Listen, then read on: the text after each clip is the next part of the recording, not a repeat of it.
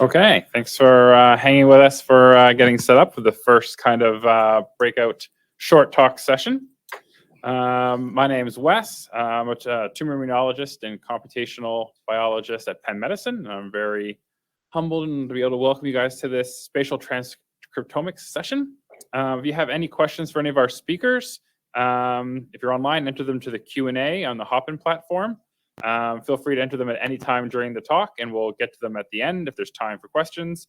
We'll answer the questions live from the people here who are live and online at the same time. So without any kind of further ado, our first speaker is Canary Shaw. I hope I'm saying your name right. She's a PhD student from the Johns Hopkins Department of Biostatistics. Her talk is titled Statistical Methods to Rank Spatially Variable Genes Adjusted for Mean Variance Relationship.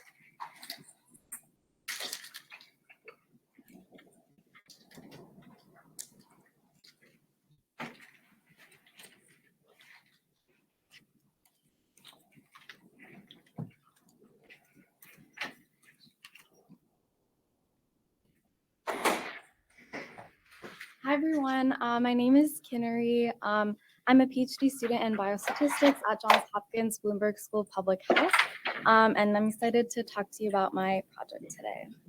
So I'll be talking about our motivation, an overview of the method, and our current progress. So this is one representation of the mean variance relationship.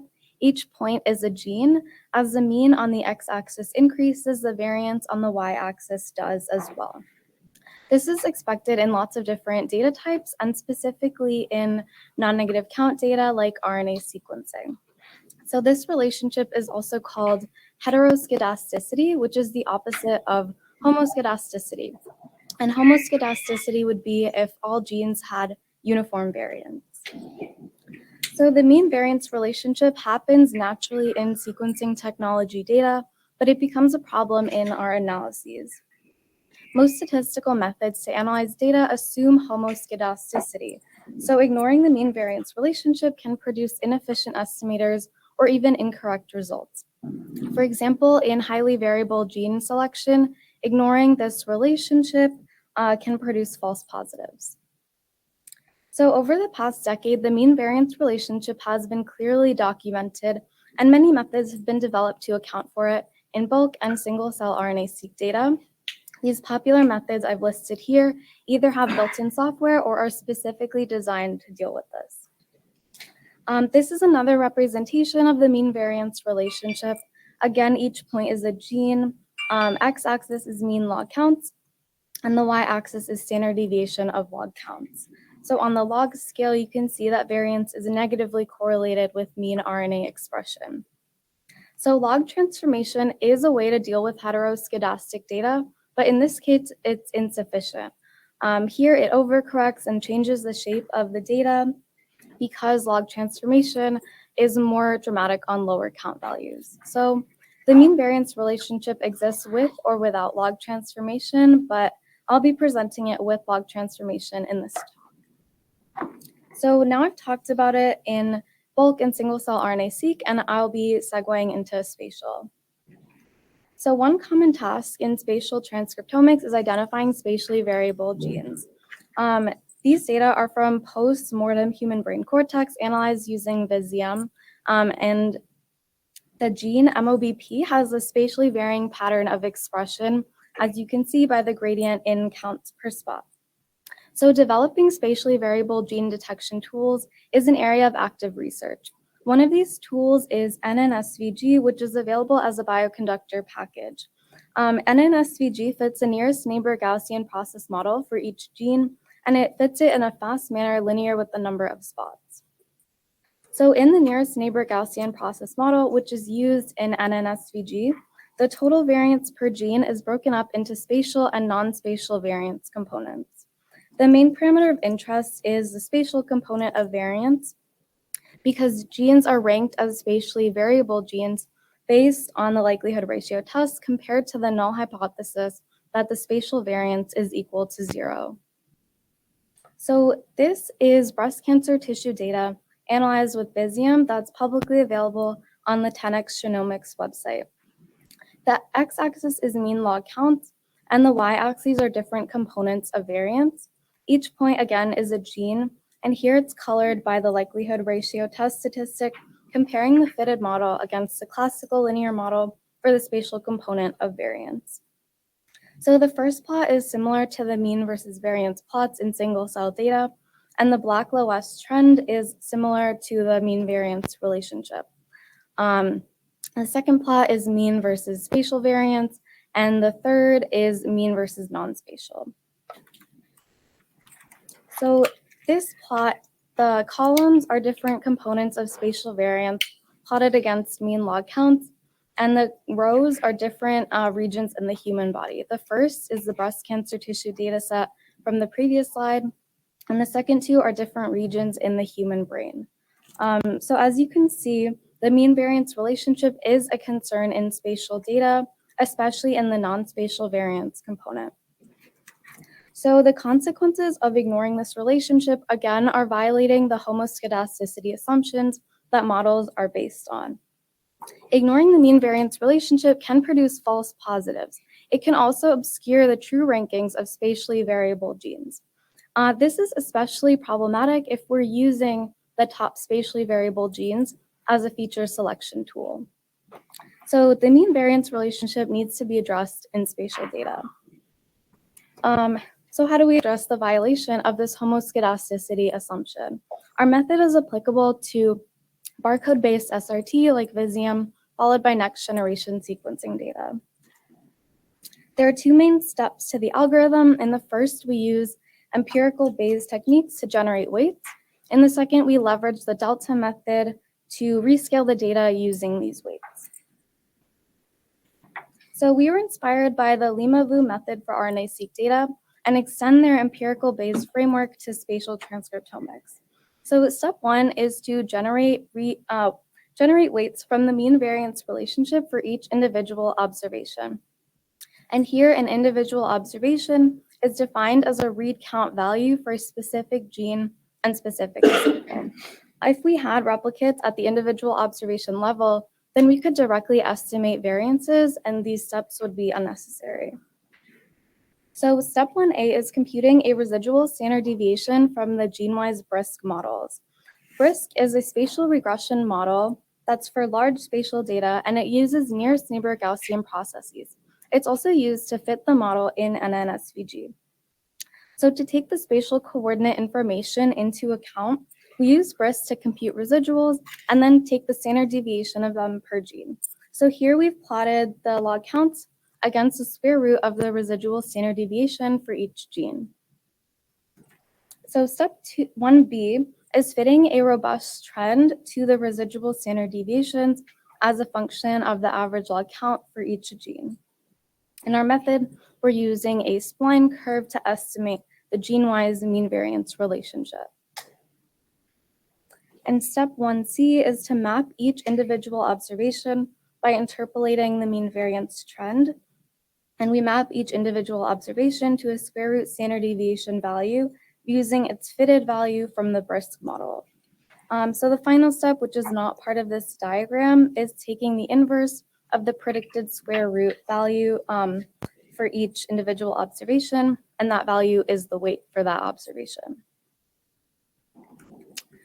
So at this point, we've generated weights for each individual observation, and we use these to scale the data by the individual observation weights, and this creates homoscedasticity per gene. So step 2, if your SVG detection package accepts weights, you could input them at this point. If not, you can use this modeling technique to manually scale the data. So since we know the weights from the previous step, we can scale the expression values Y and the design matrix by the weights, and then input these into an SVG detection tool, such as mNSVG. So we're working on fine-tuning our parameters, and we'll also be working on implementing this as a method and in a package, which we plan to submit to Bioconductor. So thank you so much for your attention. I'd love to answer any questions at the end.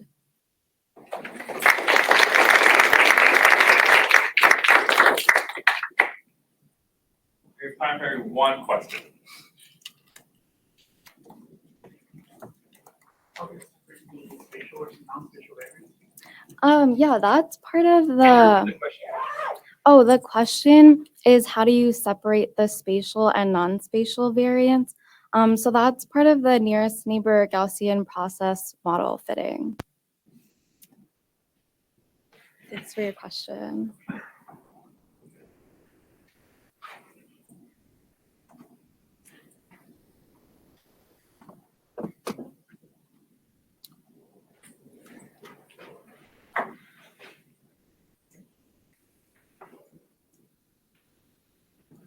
Okay, thank you so much. Our next speaker is Nicholas Eagles. He's a research associate at the Data Science at Lieber Institute for Brain Development. His presentation is titled Benchmarking Spot Deconvolution Methods and the Human Dorsolateral Prefrontal Cortex.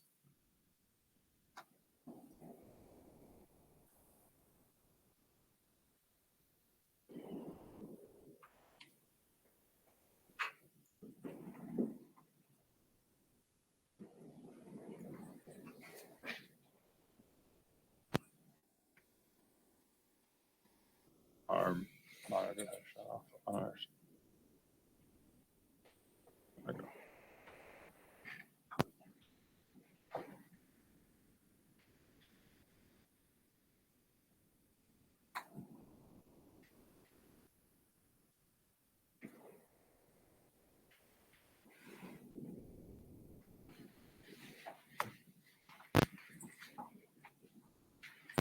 All right, thanks for the introduction. My name's Nick.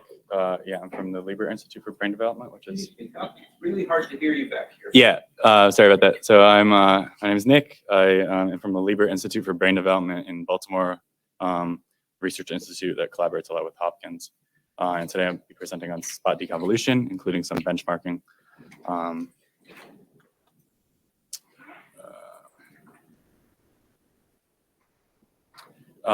So first I'll get into the experimental design for the study I'll be talking about today.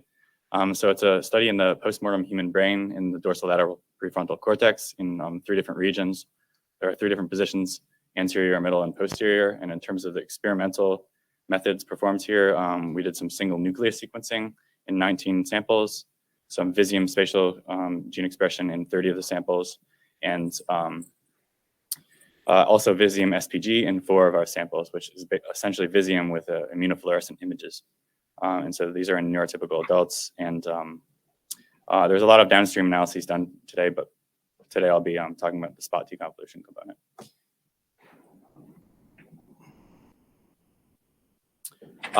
So since we have both single cell and spatial data, we wanted to see how we could integrate them. So with the spatial data, we get a 2-dimensional map of gene expression, but not necessarily what cell types are expressed spatially. With single cell data, we get the cell types, but we don't know where they're localized spatially. So a goal of this method called spot deconvolution is to basically add cell type information to a spatial context. So it's integrating these 2 data types, and that allows us to answer more interesting biological questions that we couldn't answer with either data type alone. So visually, what the results of spot deconvolution looks like is if we have these 4 different example cell types. Here's an example tissue with the Visium spots, and we have cell type counts across each of the spots. So this gives us a visual picture of where cell types are located. So I want to talk about deconvolution in general. There's this great preprint from Sean Maiden that discusses deconvolution in a lot of detail, but one of the things I want to talk about today is the need for orthogonal measurements. So this is really measuring data in multiple different ways to validate these results that are otherwise kind of challenging to determine their legitimacy. So today I'll be talking about, with that in mind, I'll be talking about how trying to perform spot deconvolution on some of our own data, but then doing some benchmarking to sort of validate the legitimacy of these results. So at the time, we picked 3 different software tools: Tangram, Celta Location, and Spotlight. In terms of the theory of what we wanted to do when we were benchmarking these tools, one, I mentioned the thing about more orthogonal measurements. So we wanted to leverage this Visium SPG data. So we have immunofluorescent images that we can use to validate some of these software predictions. Another thing we can do is we know something about the biology of the DLPFC. In particular, like if the software tools are telling us that neurons are going to white matter, we just know that that shouldn't be true biologically. That would be a reason to question those results. So in the next section, I'll talk about how we use these immunofluorescent images to determine cell type composition. So on the right, there's this tool called Samui, which was really instrumental in interacting with these image data. And so there's a paper out by Richard from JHE Biostats and Stephanie Hicks's team. And so we use this tool a lot. But in particular, basically, our IF images have different proteins that mark for different cell types. So in our experiments, we had GFAP, NUN, OLEG2, and TMEM119, which has allowed us to essentially quantify the expression of astrocytes, neurons, oligodendrocytes, and microglia. So our first step in this workflow was we actually wanted to determine where the cells were. So we used this tool called CellPost to segment cells using the DABI channel, which marks for nuclei. On the right, you can see there's nuclei segmented. The next step is we wanted to create a data set of cells with their fluorescence values. So on the right, you can see the fluorescence of different channels that indicate the different cell types. And essentially, we had Annie on our team manually annotate some of these cells. So for example, if the NUN fluorescence was really high, she would annotate the cells as neurons. And so we ultimately constructed 920 like a data set of 920 cells. From then, it was just a matter of performing training a classifier. In this case, we used a decision tree classifier. So an example of how this works, we have this diagram on the right. So first, for an example cell, we would check the NUN fluorescence. Let's say it's above this cutoff of 9.7. We would go to the right and check the OLEG2 fluorescence. Let's say it's below this threshold, and so on for GFAP and TMEM119. Let's say it's below these cutoff fluorescences. We would then call it a neuron. So that's really intuitive because neurons we would expect to have high NUN fluorescence and low fluorescence as all the other channels. So with those results in mind, we can talk about the actual results of some of these benchmarking. So these plots really go into the imaging data that I was just talking about. So on the y-axis, we have the cell type predictions from that decision tree model. On the x-axis, on this left plot, we have the software predictions, and each of the points is a spot. So we would expect results on the diagonal for perfect concordance, but in practice, we really get pretty far from that. We wanted to summarize all the spots with two metrics, correlation and root mean squared error. And then, so on the left, we have one cell type, one tissue section, and one of the software tools. And the correlation and root mean squared error values form 1 point on the right. So on the right, we have all cell types, multiple tissue sections, and all three software tools. We wanted to summarize all of this data with an average over those metrics. So by that, cell to location and tangram are performing a little bit better, but the picture isn't exactly clear. We can also make use of what we know about the biology. So we actually manually annotated some of our tissue sections with the layers of the dorsolateral prefrontal cortex. And then we could see how our cell type predictions map up against those manual annotations. So on the left here, we have one cell type, excitatory layer 5 cells, and we have the predictions of their counts across the manually annotated layers. So for, I'll draw your attention to cell to location, which has highest count in layer 5. That's, of course, expected for a cell type called excitatory layer 5. It's not so clear for spotlight. But in any case, the plot on the right shows all the cell types. So there's a lot of information here, but the general idea is that for every cell type, we determine, it essentially forms a row here, and we count which one has the highest, which layer has the highest count for that cell type. And we place an O or an X. We place an O if it maps to what we consider the correct layer. So for excitatory layer 5 mapping to layer 5, we would put an O. So we can compare the three software tools. We can really summarize that information by counting how many cell types map to what we expect to be the correct locations. By that metric, cell to location maps the best with 10 out of 13 cell types, with tangram following closely after with 9 out of 13, and spotlight much lower. There's a lot of metrics performed in this study. I've shown just a few here that I talked about today. But overall, we think tangram and cell to location are performing a bit better in Spotlight, with cell to location in particular performing well with what we know about the biology of the DLBFC.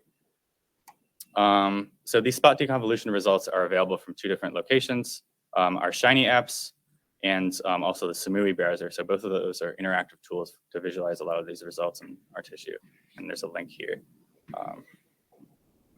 So in conclusion, I wanted to show how imaging data can be used to infer cell type composition in spatial data, but also that some of these methods have limited accuracy and there's a need for benchmarking because this data is really challenging to validate.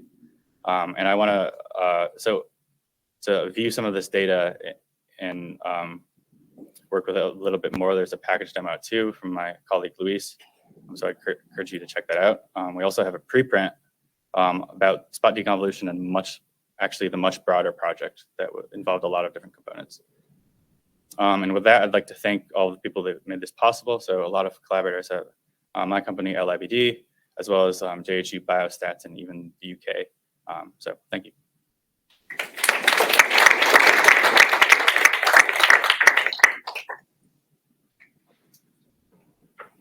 Raise your hand if you have any questions. I'll ask one. How easy or difficult is it in your Shiny app to upload annotations for different cell types of your own disease or your own markers? I don't think it's really, I haven't used it that way. I don't think you can add your own annotations to my knowledge. But I know the tool like Samui browser that's also has some of this data, lets you do a lot of like uploading of your own data, and maybe I would recommend that for some of that. There's no more. Anything online? And thank you again. Thank you.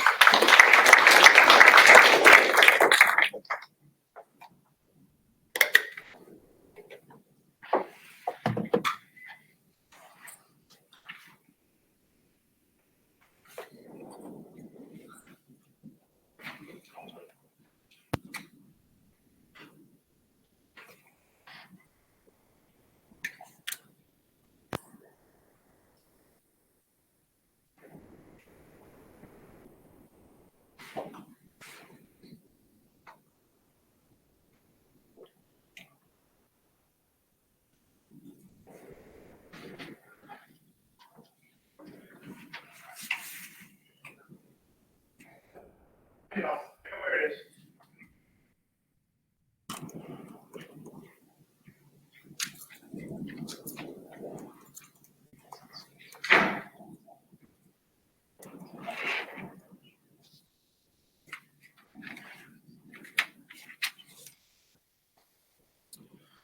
All right.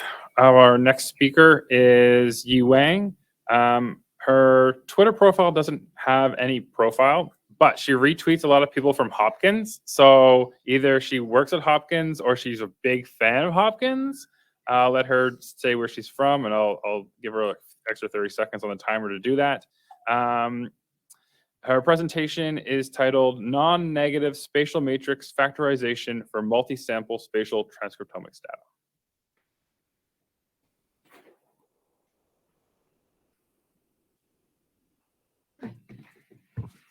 Good morning, everyone. My name is Yi Wang. I'm a currently rising 50-year PhD student in the Department of Biostatistics at Johns Hopkins University. It's my great privilege today to talk about my ongoing work on multi-sample non-negative spatial factorization for spatial transcriptomics data. This work is advised by Dr. Kasper Hansen.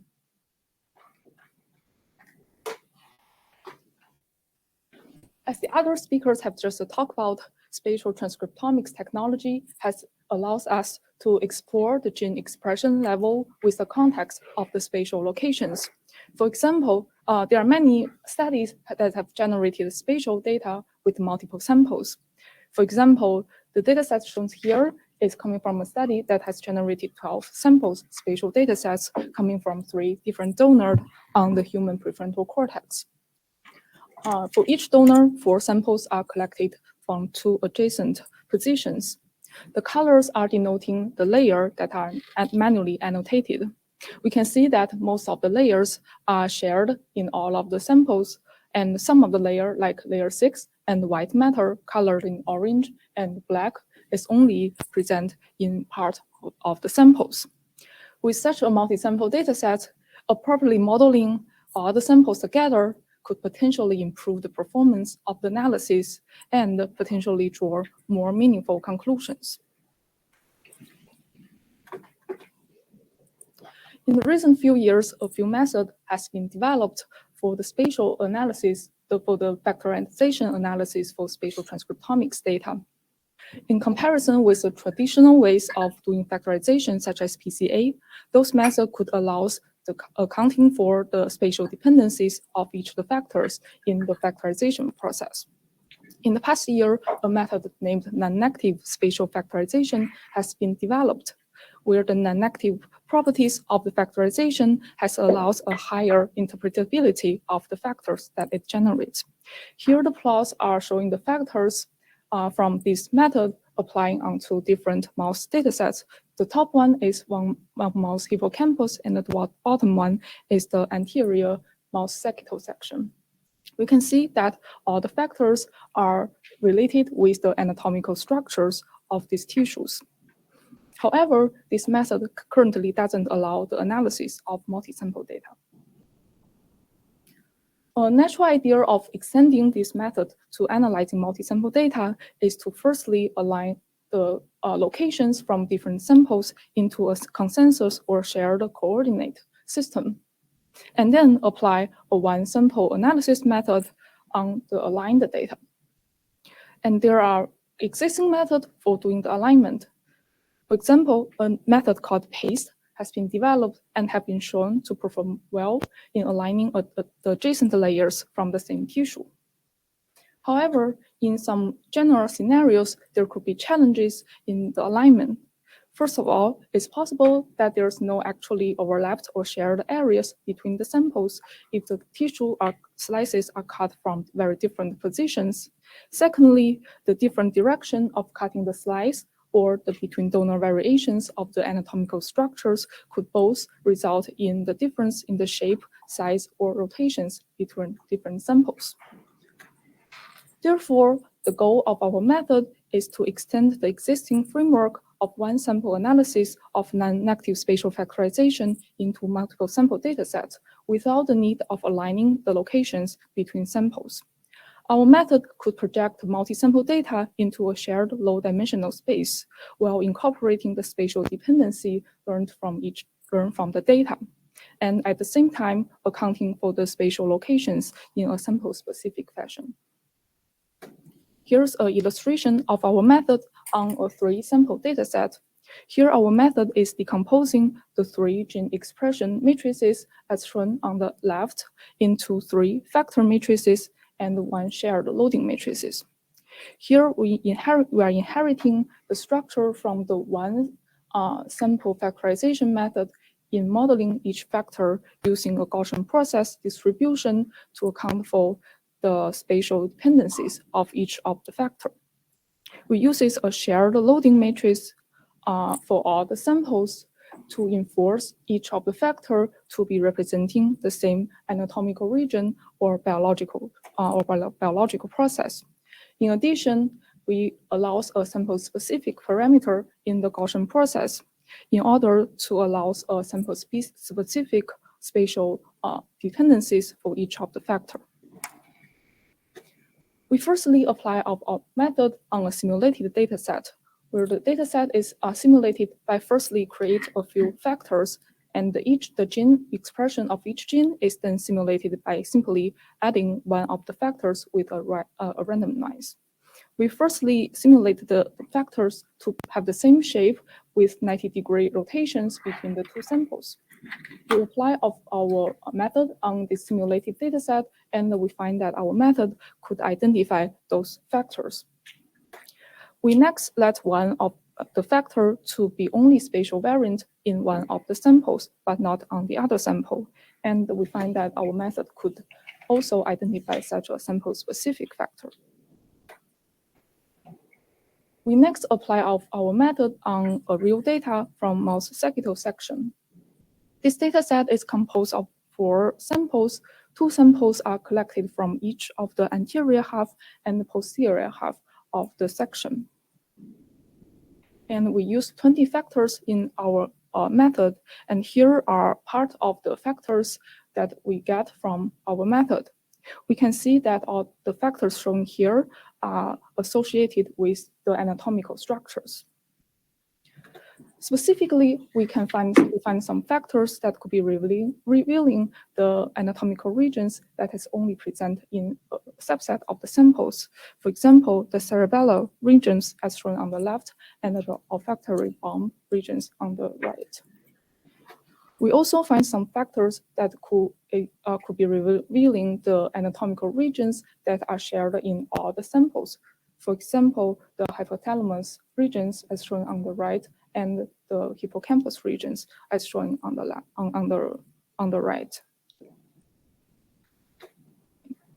In conclusion, our method is able to detect the factors that could reveal the same biological process or anatomical structures across the samples. Our method could detect sample-specific anatomical regions by allowing factors to have sample-specific spatial dependency. In our additional analysis, which is not present here, we find that our method could outperform the combination of the sample alignment and the one-sample spatial factorization method using the alignable sample pairs using a benchmark data. Our package is currently under development in Python, and in the future, we are planning to submit it into Bioconductor and to extend the current package to be compatible with R. Our preprint is currently under preparation. At last, thanks everyone in Dr. Casper Hansen's lab and Dr. Stephanie Hicks' lab, as well as our great collaborators. Thank you.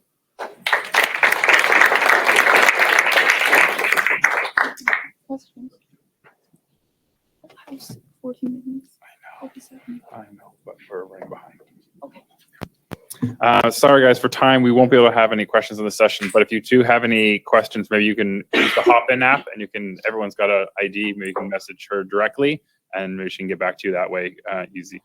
But I just want to be cognizant that there's another session right after this, and people have to change rooms and everything still. So we'll go on to our last speaker. I'm not going to, Saria. It seems that we have a field trip from Johns Hopkins today, biostatistics. She's also from there. You can come up. I'm just going to load your slides.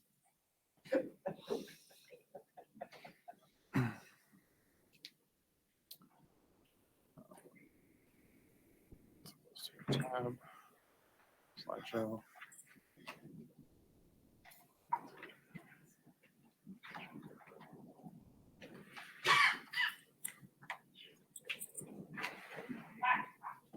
Take it away.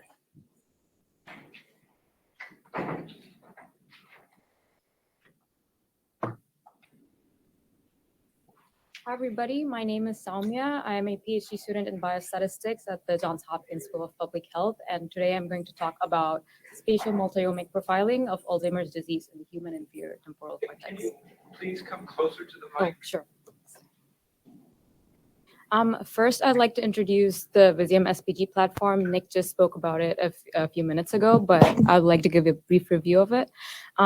So first, after sample prep, tissue samples are loaded onto the Visium slide, which has 4 capture areas. They are first immunofluorescence stained and imaged, after which they're permeabilized for cDNA library construction, after which they can be sequenced and the data can be processed and visualized. And Nick already spoke about it, but we have the Samui browser app wherein you can view both types of data, the immunofluorescence, which is in this example, it's A beta, which is the pink dots in the background, and also gene expression. And in this example, it's SNAP25 expression on Visium spots.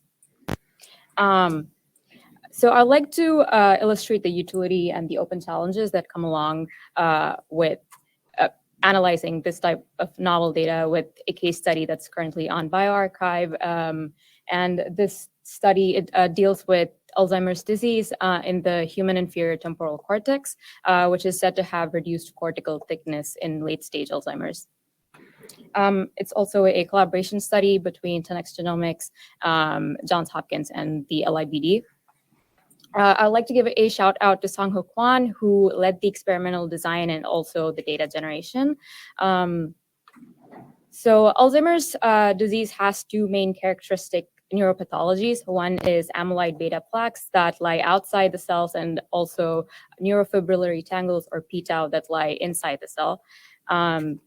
Our main hypothesis in this study is that local tissue regions that are in close proximity to AD-related pathology have distinct cellular and molecular signatures.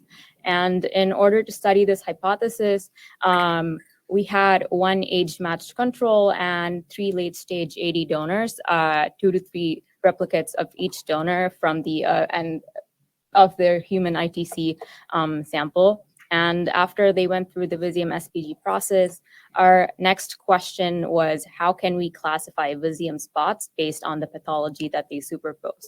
So in this slide, I have the p-tau example. We had a similar approach for A-beta as well. So what we did was we facetted the Visium spots based on control and AD samples, and we plotted the p-tau expression in terms of the number of ROI objects per spot for p-tau, as you can see on the x-axis, and on the y-axis, we have the proportion of pixels per spot for p-tau. And we plotted the maximum value of p-tau we can observe in the control samples for both these values on the 2 axes, and we chose that as a threshold and use that as a threshold for saying that for any spot that has a value over this threshold for either of these quantities, we would classify that as an AD or a p-tau related spot. And we had a similar approach for A-beta as well. After that, we wanted to study more specific regions, such as spots that had both pathologies, A-beta and p-tau, as shown by the purple spots, and also spots that were neighboring pathology but didn't have pathology themselves. And we use the hidden function find neighbors on base space to figure out which spots were neighboring pathology related spots. And we also use the spatial LIBD package to plot Visium spots based on their pathology. So changing track a little bit, I want to talk about the RNA-seq processing here. Although we did identify spots that had low library size or high mitochondrial expression, we thought that these could be driven by biological variation, and we decided not to eliminate them from our analysis. However, we did notice that a lot of the ED spots consistently across the samples had low library sizes, and we thought this could be due to technical error, and we decided to drop them before carrying out our analysis. We also dropped spots that were overlapping with immunofluorescence artifacts like glare spots. And we used Harmony for batch correction, as you can see on the left, and we used base space and spatial LIBD packages to classify or to register spots to the different cortical layers of the brain. And here we notice that one of the base space clusters, it has a negative correlation with white matter on the left. And we thought that these could be alleged white matter spots, and on the right you see the cluster has a positive 1 correlation with white matter, so that could be gray matter. And we also noticed that when we plot the different pathologies for each of these clusters, we see that consistently across samples that white matter samples have lower pathology compared to gray matter samples, and that's also consistent with the biology of Alzheimer's. So we decided to focus only on the gray matter spots for our differential gene expression analysis. And first we use the spatial LIBD function registration pseudobulk to pseudobulk the gene expression based on the different pathologies. And we also performed PCA, which shows that on the PC1 axis, there's a good variation based on whether pathology is A-beta related or not. We also performed external AD gene sets related analysis to to check for clinical validation. And here the main point was that we wanted to map pathological domain to previous data on related diseases like Alzheimer's and Parkinson's disease, and also to map our pathology to neuroanatomy. In conclusion, this study was a proof of concept for developing technology and methods for integrating different spatial data to understand how specific protein can impact local gene expression. And while a lot of the decisions that we made in this study was kind of ad hoc and based on previous knowledge of biology, we hope that with similar data being generated, we can standardize some of these processes. And we have several apps to view our data and also download them.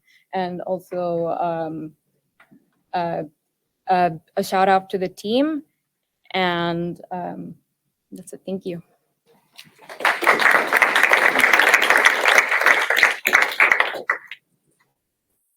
Maybe one quick question.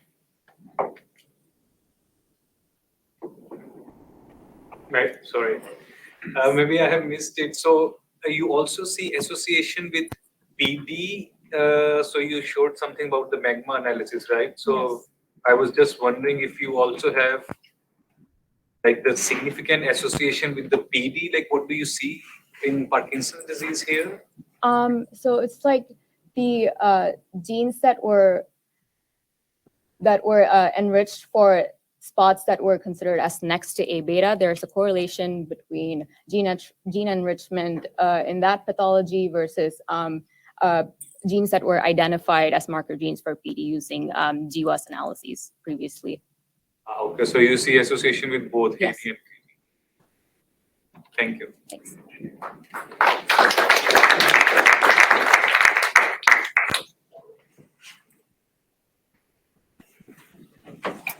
That concludes our spatial talks. Thanks everybody for coming to join us.